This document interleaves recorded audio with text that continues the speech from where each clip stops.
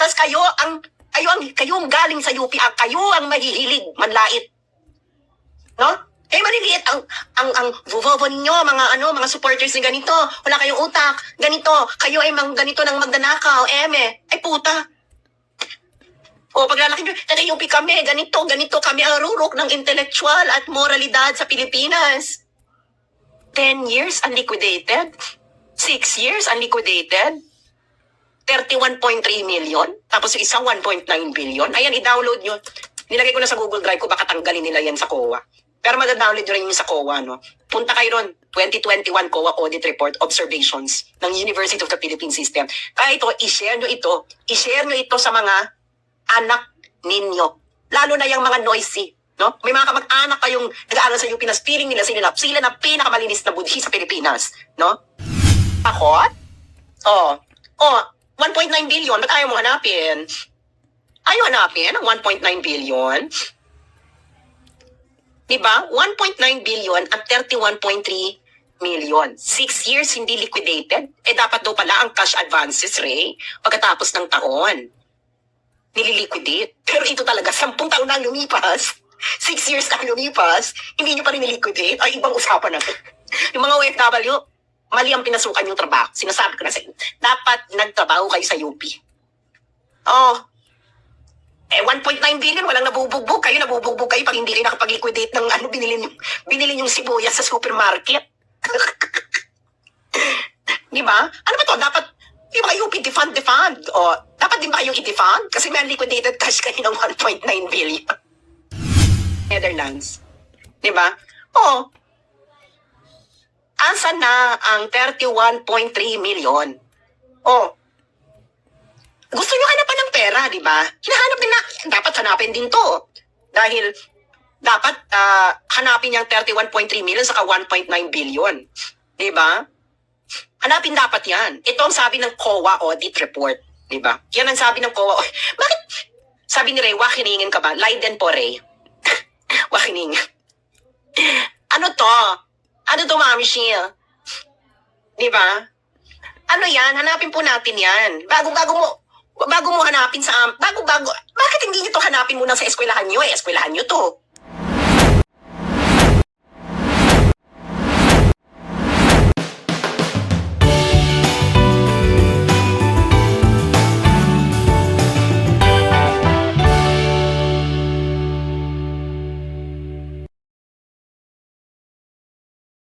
Escalating tayong ama.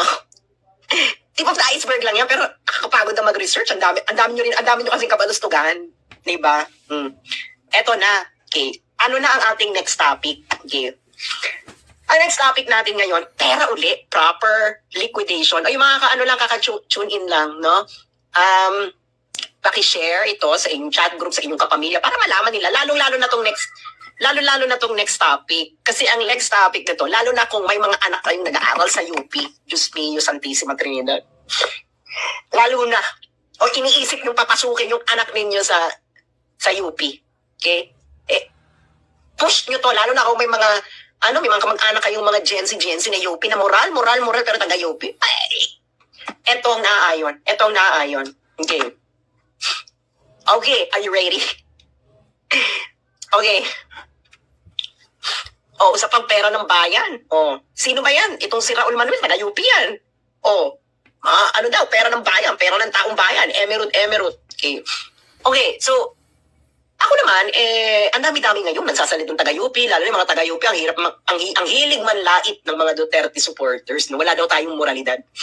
Diba? Sila rin yung mahilig maghanap kay Mary Grace Piatos. Sino ba yung si Mary Grace Piatos? Diba? Yung mga tipong, kailangan ang pera ng taong bayan ay fully accounted, emerald, transparency, accountability.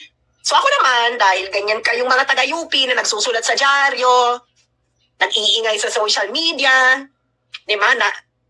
Diba parang, wow, nakakamangha naman tong mga taga-UP, UP professor, UP graduate, UP politician, UP emerald, diba? So, tininan ko naman ngayon kung ano ba ang practices sa UP dahil baka naman pwede tayong makapulot ng aral. Diba? May napulot na akong aral. Okay, so nakita ko yung 2021 COA Audit Report Observations. ng University of the Philippines System. Again, magda-download nyo to sa website ng COA, no? Puntahan nyo yung audit reports, tapos puntahan yung 2021 State Universities, UP, University of the Philippines System. Para hindi kayo mahirapan, dinownload ko na yung file na yan at ilagay ko sa Google Drive. Pag tinignan ko, no? Baka naman makapulot tayo ng inspiration sa University of the Philippines, di ba? Na ang mga estudyante, guro, graduates, politiko, ay sila ang may pinakamalinis na puso para sa bayan. Okay. Ay! May napulot nga akong aral. Actually, gusto ko itong matutunan, ha? Gusto ko itong matutunan. Okay. Ito ang gusto ko talagang ma-master, eh. Kaya nga, parang feeling ko gusto ko lumipat ng UP. Sabi sa COA Audit Report ng University of the Philippines System, 2021 ito, prior and current years cash advances and receivables totaling 31,359,669.41 and 1,938,993,040 and 69 cents, respectively, remained unliquidated for over 10 years and 6 years, respectively, as at year-end, contrary to Section 89 of PD number 1445, item 5.1 of COA Circular numbers 97-002, 2007-001, and 94-013. Okay, may pinaliwanag ang COA. Section 89 of PD number 1445 provides that no cash advance shall be given unless for a legally authorized specific purpose. A cash advance shall be reported on and liquidated as soon as the purpose for which it was given has been served. No additional cash advance shall be allowed to any official or employee unless the previous cash advance given to him is first settled or a proper accounting thereof is made. Okay, so dapat daw, ang cash advances, ayon sa batas, ang cash advances daw mga mare, ito natutunan ko dito, moral lesson to, moral of the story, ang cash advances daw, dapat pagkatapos ng taon, fully liquidated. Yan daw ang batas. Pero gusto kong matutunan sa UP, sa mga estudyante nyo dyang noisy, na parang feeling mo sila na ang rurok ng intellectual at moral evolution sa bansa. Kayong mga guro dyang profesor, at ang kala ninyo, gusto kong matutunan to, paano ba ito, na for over 10 years, ay meron kayong 31.3 million na unliquidated na cash advance. Putang ina. For over 10 years, 31.3 million, hindi nyo na-liquidate. Tapos, for over 6 years, cash receivables, 1.9 billion, hindi nyo ni-liquidate. Cash advances and receivables. Ito na nga bang sinasabi ko eh. Ito na nga bang sinasabi ko sa inyong mga OFW. Makinig kayo mga OFW. Kayo mga OFW, hindi lang kayo makapag-liquidate ng 1 Hong Kong dollars or 50 cents, bubugbugin na kayo ng amo ninyo. Ito lang sinasabi ko sa inyo, mali ang pinasukan ninyong trabaho. Dapat pumasok kayo, magtrabaho kayo sa UP. Pwede pala ito eh. Walang nabibitay? Walang makukulong sa inyo? For over 10 years? Over 6 years, ganyan ang kalakaran ninyo?